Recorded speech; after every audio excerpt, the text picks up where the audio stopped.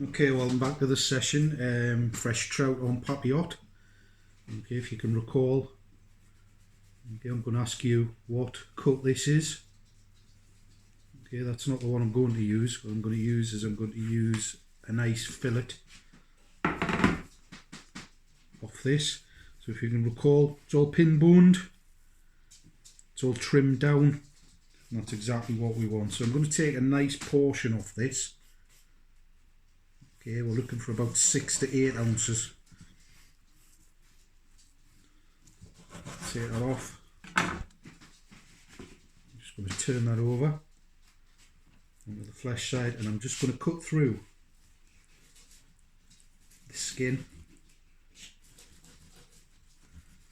And all I'm doing there is I'm breaking through that skin, and that's going to create a process in which the cooking can be slightly even.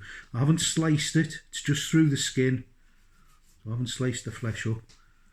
But that's what we're going to use for this dish.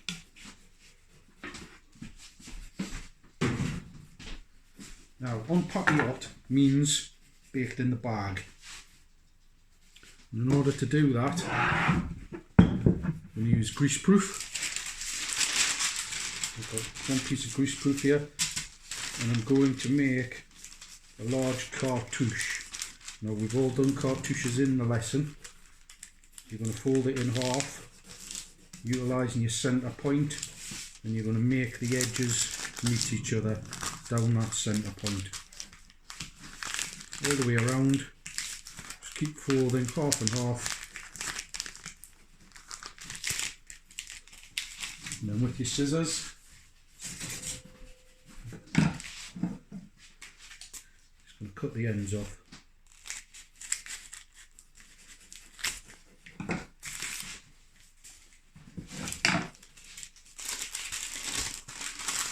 Should have given you a nice round, and that's the centre of the bag.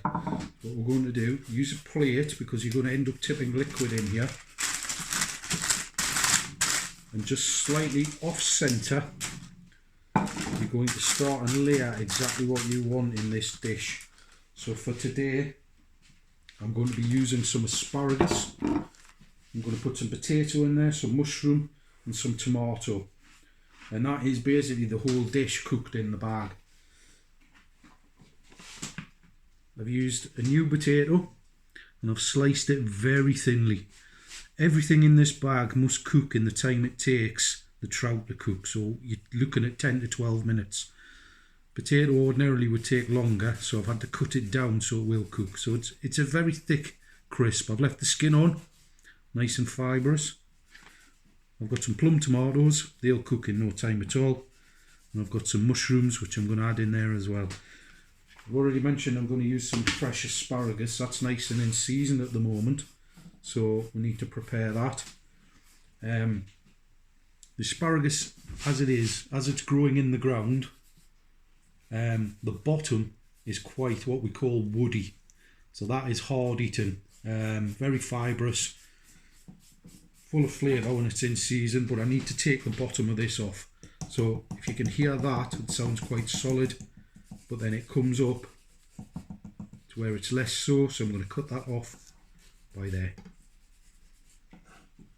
That I'm going to remove. Now you can gauge the asparagus once you've got one cut, and you can take the wood off. There. So back to the bag. You're going to lay it up how you want it done. So I'm going to put the asparagus on the bottom.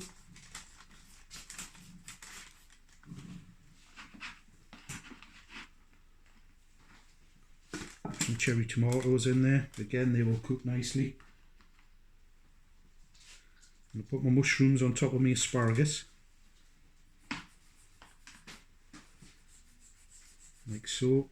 And I'm going to put the trout on top of there, and then just to finish it I'm going to put my potatoes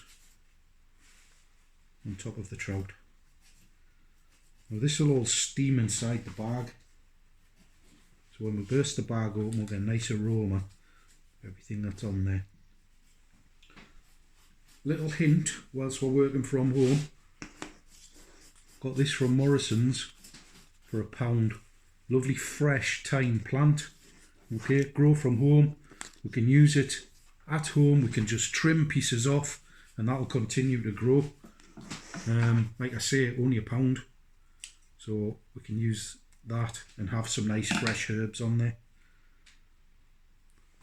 Pop the herbs on top.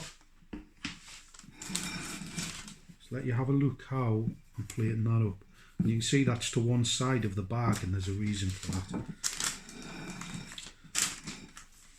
I've got a little bit of fish stock here. Now you can use any kind of liquid, but you need a liquid in because that is what's going to heat up and that's what's going to steam it. So I've got a little bit of fish stock in there. I'm going to put some slices of butter on there too. They will help colour the potatoes, but they'll also help to thicken that sauce.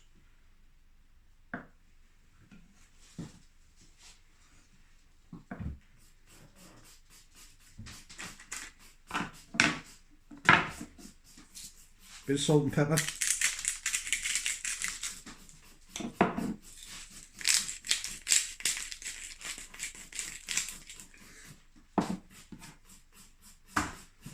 And this is where the positioning of the bag is important. Now what I've got here is I've got some egg wash. Okay, what I'm going to do is I'm going to go around the outside edges of the greaseproof.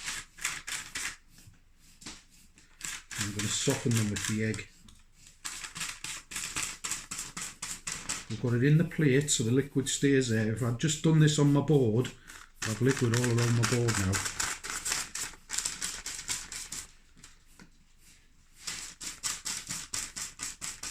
All around the edges. I'm going to fold this over. I'm going to stick these together.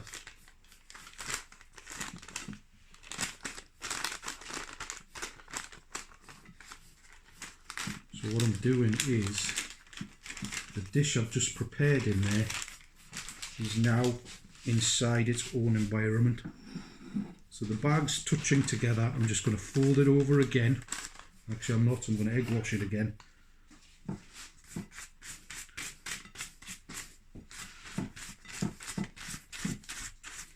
The edges do not have to be touching well, they have to be touching each other, but they don't have to be at the same level, as long as they are sealed. And that's the job of the egg wash. And then that can be folded over again.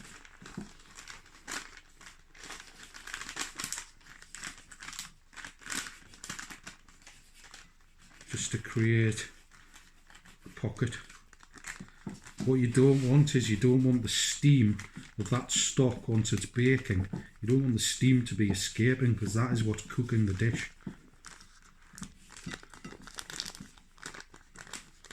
And this is a little bit of theatre in restaurants. I'll let you research where still does this method, because it's very traditional. You can see I'm egg washing the bag now. There's a reason I'm doing that, and that is when it's in the oven baking, the bag gets colour as well. This would traditionally be opened at the table in front of the customer, and it gives it a little bit of colour. So make sure that bag's all sealed. Once that goes into a hot oven, the egg will cook and it will seal the bag shut.